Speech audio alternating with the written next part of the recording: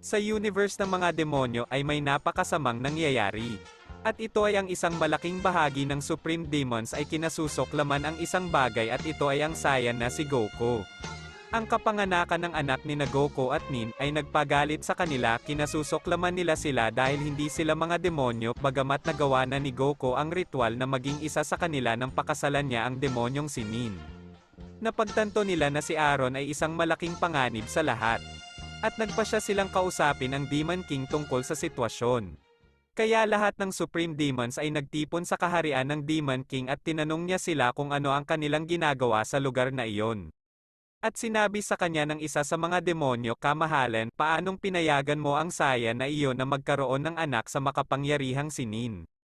Alam mo ba kung ano ang ginawa mo? Ang batang iyon ay isinilang na may di masusukat na kapangyarihan at isang malaking panganib sa ating lahat, maging sa iyo.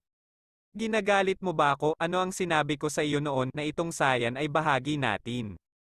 Katulad mo, paano ka magdududa sa isang taong kahit may sariling dugong demonyo?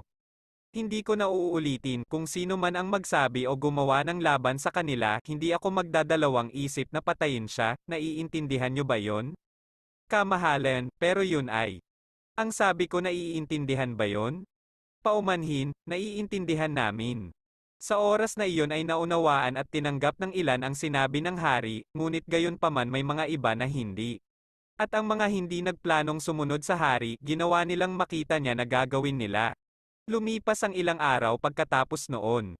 At ang mga demonyong ito, alam na kung ano ang kanilang gagawin kaya hindi ito napagtanto ng Demon King. At ito ay isang bagay na hindi masyadong mahirap, ang hari ay natutulog sa isang panahon ng araw na karaniwang nag-iiba-iba, ngunit ito ay sumusunod sa ilang katulad ng mga pattern, ayon sa kanilang mga obserbasyon, na pag-iisipan nila kung anong oras ang hari ay hindi magigising para maiwasan ito. At nang hindi niya maramdaman ang nangyayari. At kahit na hindi kailangan ng Demon King ng tulog, ginawa pa rin niya ito dahil sa inip at ito ay isang bagay na kanilang sinamantala sa kanilang sariling paraan. Bago natin ipagpatuloy, maaaring kang mag-subscribe sa channel na ito upang maging updated ka sa mga susunod na bidyong ating ipalalabas.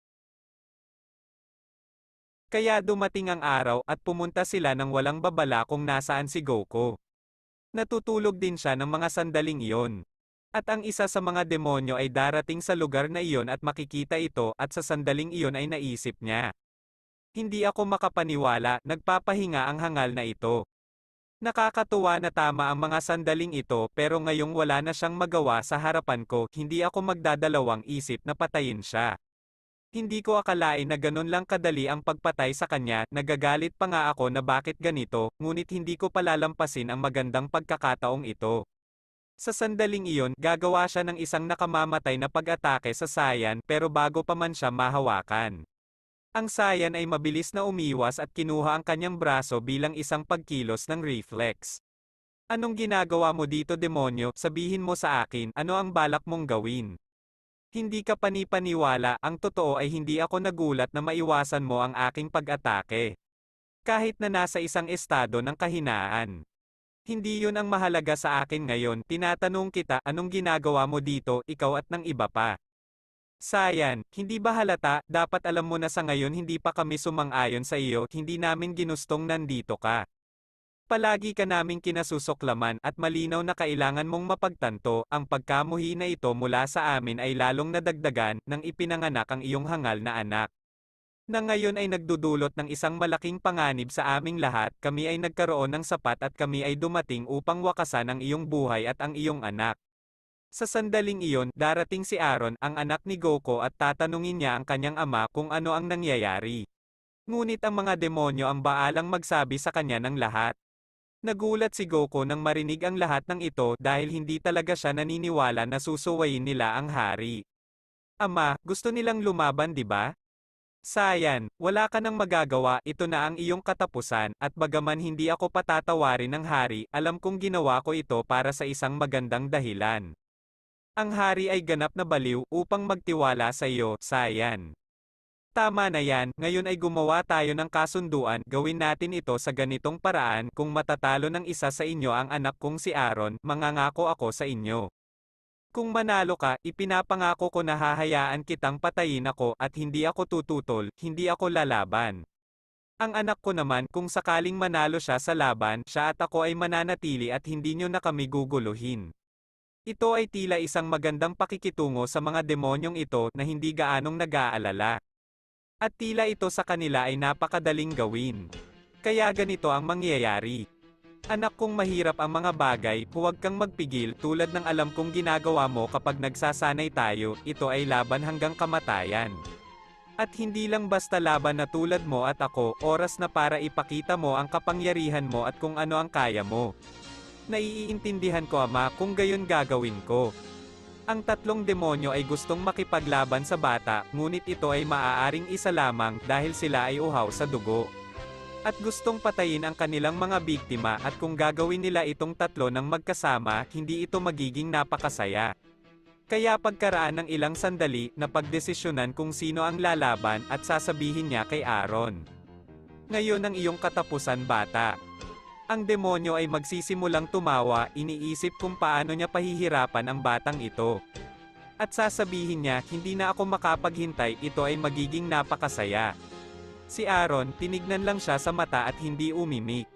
Sa sandaling iyon, ang demonyo at si Aaron ay sabay na aatake sa isa't isa. At pareho silang nagsimulang magkaroon ng malaking labanan sa lugar na mararamdaman sa buong universe. Naglalaban pa rin sila, ngunit sa isang punto, gumamit si Aaron ng pamamaraan para lituhin ang kanyang kaaway. At ipaisip sa kanya na parang gusto na niyang matapos ang labanan.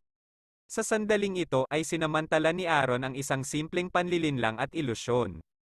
Bibigyan siya ni Aaron ng isang malakas na suntok sa sikmura, iyon ang magpapabagsak sa kanya sa mga sandaling iyon. Ngunit, ano ang lahat ng kapangyarihang ito, kailan pa naging malakas ang batang ito? Sasabihin ni Aaron sa demonyong ito, bumangon ka, hahayaan mo ba akong tapusin ka ng ganoon kadali? Babangon ang demonyo mula sa lupa, ngunit hindi na siya makapagsalita ng isa pang salita.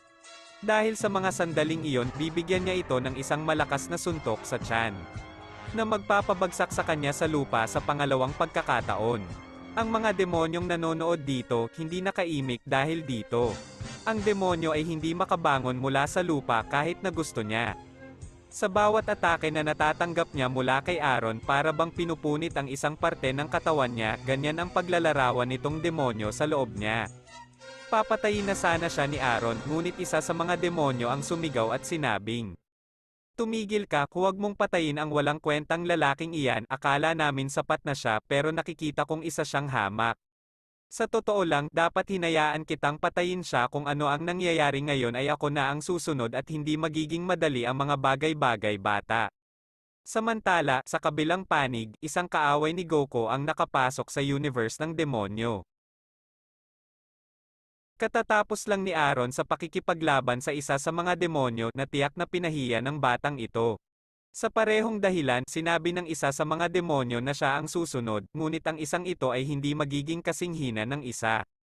Tatayo muli ang demonyong nasa lupa at sasabihin kay Aaron, "Makinig ka bata, hindi pa tayo tapos. Hangal ka, anong ginagawa mo, gusto mo bang mamatay? Kaya mo pa bang tumayo, ginulat mo ako, sa totoo lang nadismaya ako sa'yo. Ikaw ang una kong totoong kalaban na nakaharap ko pero medyo nakakadismaya ka sa laban. Hindi ko iniisip na patayin ka pero yun ang gagawin ko kung ipagpapatuloy mo ito. Alam ko kung paano ninyo pinamumunuan ang inyong sarili at kung paano kayo, hindi dahil sa sinabi sa akin ng Demon King ang lahat ng dapat kong malaman tungkol sa inyong mga demonyo. Alam kong labis kang ipinagmamalaki at ito ay dahil tiyak na walang sino mang tao na nakaharap sa iyo. Ngunit, gayunpaman, ang sitwasyon ay ganap na naiiba ngayon. Inaapi ka ng isang batang katulad ko at iyon ang masakit sa iyo. Nakikita ko, sinabi pala ng hari sa aking anak ang lahat. Pero bakit niya tinago sa akin, kakaiba? Narinig ng mga demonyo ang mga salita ng isang batang si Aaron at nagsimula silang pawisan, dahil alam nila sa loob-loob nila na tama ang bata sa ilang bagay na sinabi niya. Ang dahilan kung bakit sila natakot talaga, dahil natatakot sila na sinabi ng Demon King kay Aaron, ang sikreto ng mga demonyo. Hindi pwede, hindi alam ng batang ito sa unang pagkakataon na nakaramdam ako ng galit sa Demon King. Gayunpaman, demonyo, kung gusto mong mabuhay, huwag mo nang ituloy ang laban na ito. Hindi ka sapat, naaawa ako sa iyo.